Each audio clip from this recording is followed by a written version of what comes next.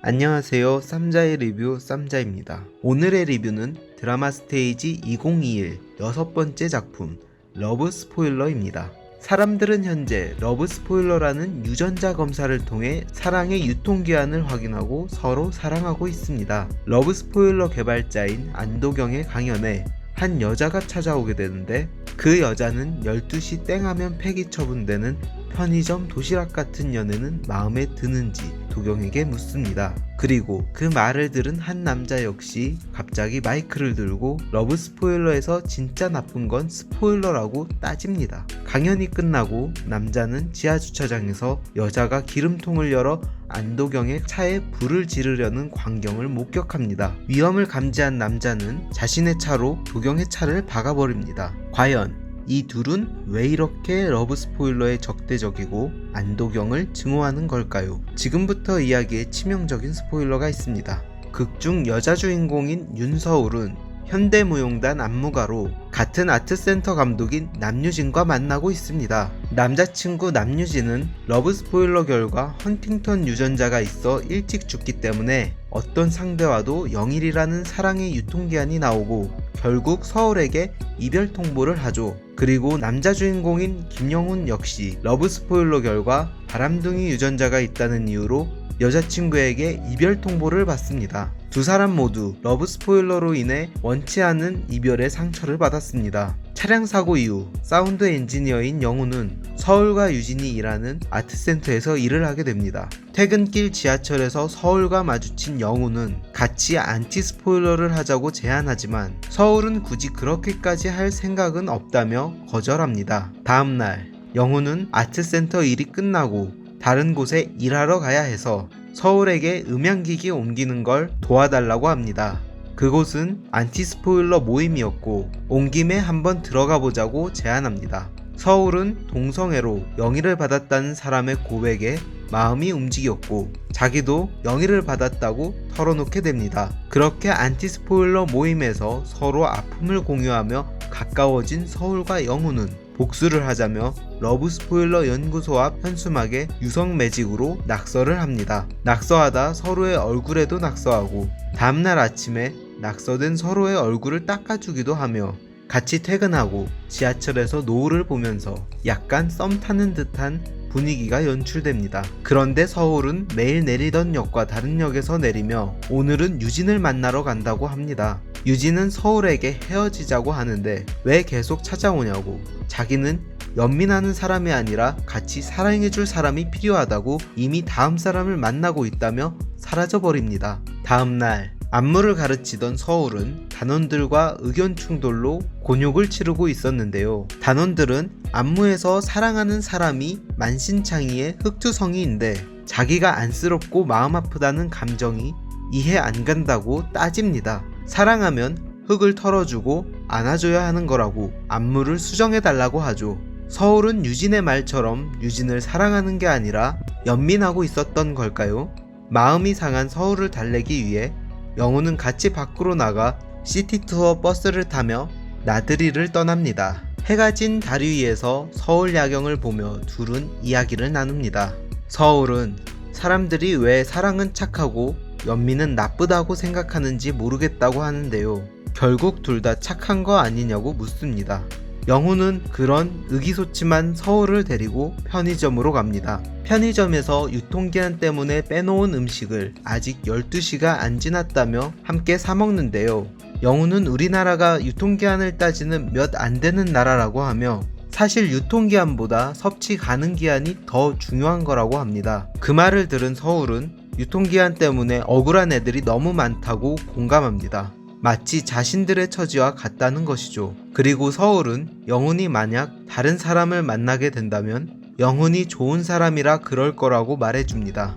러브 스포일러에서 나온 바람둥이 유전자 때문에 누군가를 좋아하는 게 아니라는 거죠. 아트센터의 아침, 유진과 만난 서울은 이야기를 나누는데요. 유진은 서울에게 네가 착하다는 걸 알아봐준 사람이랑 사랑하라고 합니다. 착하다고 말해준 건 연민이고 연민이 사랑되긴 쉽기 때문이라는 거죠. 떠나라고 말하는 유진과 매달리는 서울, 그리고 몰래 훔쳐드는 영훈. 그날 밤 영훈은 화나서 유진이 좋아하는 자판기 음료수를 밤에 다 뽑아버립니다. 떠나간다는 남자와 붙잡는 여자, 혼자 훔쳐보며 질투하는 남자. 이런 전개가 주인공들에게 공감 가지 못하게 하고 이야기가 루즈하고 식상하다는 느낌을 주게 했습니다. 다음날 서울은 싸늘해진 영훈과 말을 하는데 영훈이 유진의 어떤 점이 좋냐고 묻는 질문을 무시하고 유진을 따라가게 됩니다. 근데 자주 마시던 음료수가 없어진 유진은 다른 음료수를 따다가 손을 베입니다. 사실 음료수 캔을 잘 못 따는 유진은 잘 따지던 그 음료수를 마셨던 것입니다. 걱정하는 서울은 같이 병원에 가자고 나오지만 유진은 새로운 여자친구의 차를 타고 쌩 하고 가버립니다. 시리에 빠진 서울은 아트센터로 돌아오고 혼자 남은 극장에서 눈물을 흘리는데요. 영훈은 같이 퇴근하는 길에 있는 편의점 앞에서 서울을 위로하기 위해 편의점 음식을 사서 기다리고 있었습니다. 하지만 서울은 영훈에게 버림받은 여자 꼬시는 건 바람둥이한테 껌이라고 비꼬는데요. 앞에서 러브 스포일러에 대해 부정적으로 말하고 영훈을 좋은 사람이라고 하던 서울이 유진의 새 여자친구를 봤다는 걸 감안하더라도 갑자기 이런 말을 한다는 게 마치 고구마 100개를 먹은 것처럼 답답했습니다.